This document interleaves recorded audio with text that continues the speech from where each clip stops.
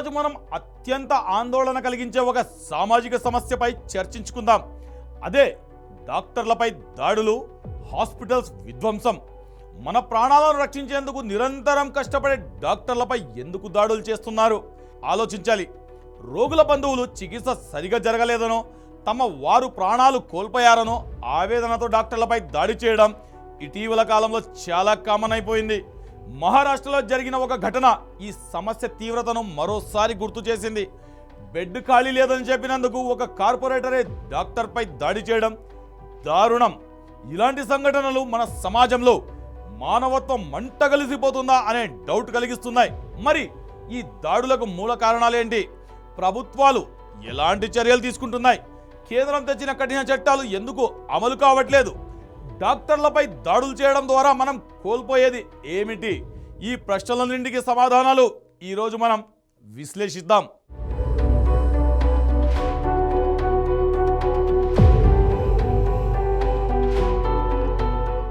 నిజానికి మనం డాక్టర్లను దేవుళ్లతో సమానంగా చూస్తాం.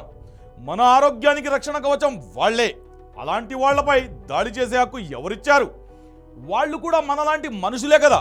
రోగుల ప్రాణాలు కాపాడేందుకు చావు నోటి దాకా వెళ్ళిన వాళ్ళని వెనక్కి తీసుకురావడానికి డాక్టర్లు పడే తాపత్రయం అంతా ఇంత కాదు.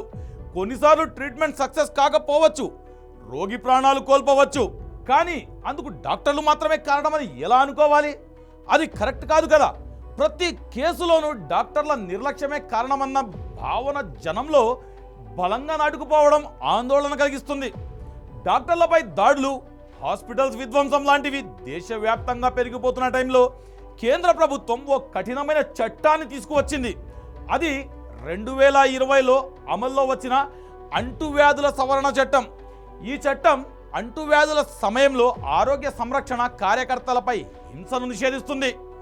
ఈ చట్టం ఎందుకు అమలు కావట్లేదు? దీని వెనుక ఉన్న సవాళ్లు ఏంటి? అసలు ఈ చట్ట ప్రకారం ఎలాంటి శిక్షలు ఉన్నాయో ఇప్పుడు చూద్దాం.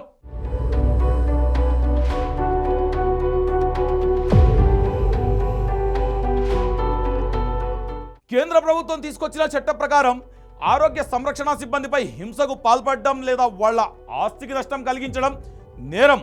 ఈ చట్టం డాక్టర్లు, నర్సులు, పారామెడికల్ సిబ్బంది, వైద్య విద్యార్థులు, అంబులెన్స్ డ్రైవర్లు ఇలాంటి వాళ్ళందరికీ రక్షణ కల్పిస్తుంది. హింస అంటే కేవలం శారీరక దాడి మాత్రమే కాదు. వాళ్ళకి హాని కలిగించడం, గాయపరచడం, ప్రాణాపాయం కలిగించడం, వాళ్ళ డ్యూటీని అడ్డుకోవడం లేదా వాళ్ళ ఆస్తిని ధ్వంసం చేయడం ఇలాంటివన్నీ ఈ చట్టం పరిధిలోకి వస్తాయి.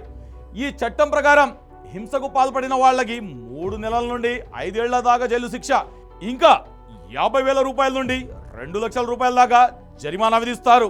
అంతేకాదు, తీవ్రంగా గాయపరిస్తే 6 నెలల నుండి 7 ఏళ్ల దాకా జైలు శిక్ష, 1 లక్ష నుండి 5 లక్షల వరకు జరిమానా విధిస్తారు. ముఖ్యంగా ఈ నేరాలు నాన్ బెయిలబుల్ అండ్ కాగ్నిజబుల్ నేరాలు కూడా. అంటే పోలీస్ వారెంట్ లేకుండా అరెస్ట్ చేయవచ్చు. ఇలాంటి స్ట్రిక్ట్ రూల్స్ చట్టంలో ఉన్నప్పటికీ డాక్టర్లు, వైద్య సిబ్బంది మీద దాడులు ఆగడం లేదు. ఎందుకు? దీనిపై ప్రభుత్వాలు మరింత దృష్టి పెట్టాలి.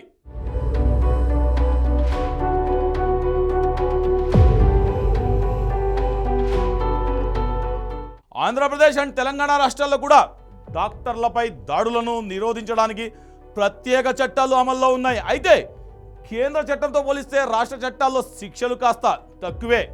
అయినప్పటికీ డాక్టర్లపై దాడి చేయడం ఒక తీవ్రమైన నేరంగానే పరిగణిస్తున్నారు. నాన్ బెయిలబుల్ క్రైమ్స్గా నమోదు చేసి త్వరగా విచారణ జరిపి నిందితులకు శిక్ష పడేలా చూడాలని వైద్య సంఘాలు డిమాండ్ చేస్తున్నాయి. జనంలో అవగాహన లోపించడం కూడా దాడులకు ప్రధాన కారణం. ప్రతి చిన్న విషయాన్ని కూడా డాక్టర్ల నిర్లక్ష్యంగా చిత్రీకరించడం, సోషల్ మీడియాలో నిరాధార ఆరోపణలు చేయడం వల్ల కూడా డాక్టర్లపై దాడికి పాల్పడే ధైర్యం జనాల్లో పెరుగుతోంది. ఆరోగ్య సంరక్షణ వ్యవస్థపై నమ్మకం కోల్పోవడం సమాజానికి మంచిది కాదు. రోగి బంధువులు తమ ఆవేదనను వ్యక్తం చేయడానికి చట్టబద్ధమైన మార్గాలు ఎంచుకోవాలి తప్ప హింసకు పాల్పడడం సరైంది కాదు. ఇలాంటి దాడులు కొనసాగితే వైద్య వృత్తిపై యువత ఆసక్తి కోల్పోయే ప్రమాదం ఉంది.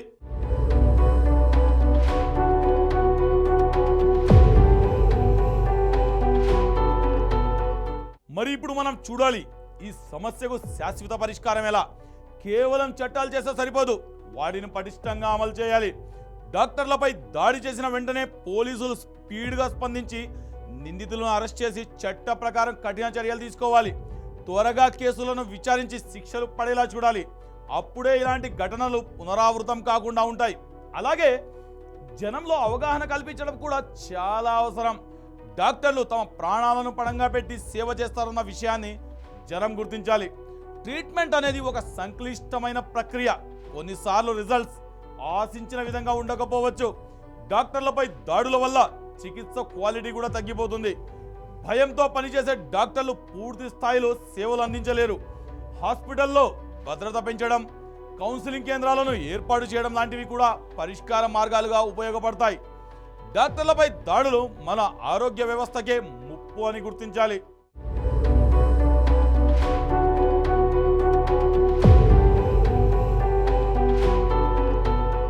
డాక్టర్లపై దాడులు సమాజానికి, ఆరోగ్య వ్యవస్థకు తీవ్ర నష్టాన్ని కలిగిస్తాయి.